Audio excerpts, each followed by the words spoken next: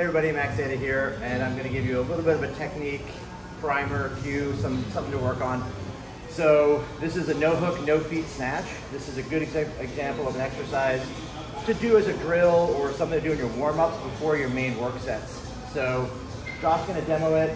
All you're going to do here is basically do a snatch without the use of the hook grip. So you can have a simple grip on the bar, and you're going to have your feet basically glued to the floor flat. So they're not going to come up. You can rise up on your toes a little bit, but basically totally flat. And let's have Josh demo here.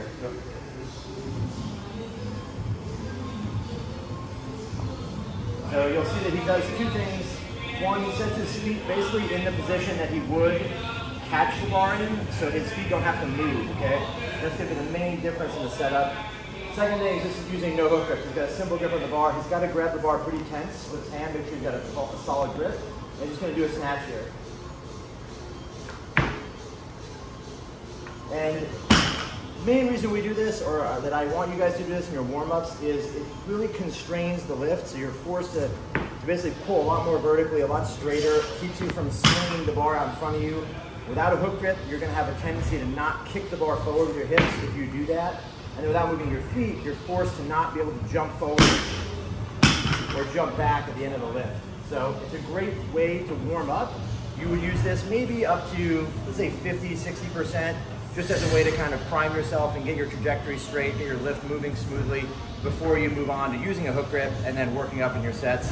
And then obviously once you get to heavyweights, if you have to use straps, go ahead and put them on.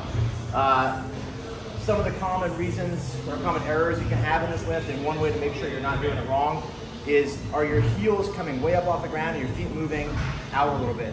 If you're jumping out when you do it, try to move your stance out in the start position. If you're finding that you're jumping too much or that you're using your feet too much, tone the power back a little bit more and emphasize your upper body a little bit better. A couple of cues that I like to give when doing this to force people to focus on the extension more is to think about pulling the bar past your belly button before you turn your hands over. So keep the elbows above the wrist, get that bar to pass your belly button before you try to turn your hands. And that'll kind of give you a little bit more straight vertical pull at the end. Not sure if Josh has any cues, but I think you said everything. Perfect. You want to do it again? Yeah, do a good one this time.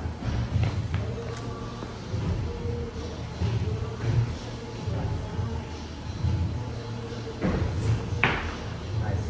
You can see he does a good job with his elbows, keeping the bar close here, past his belly button.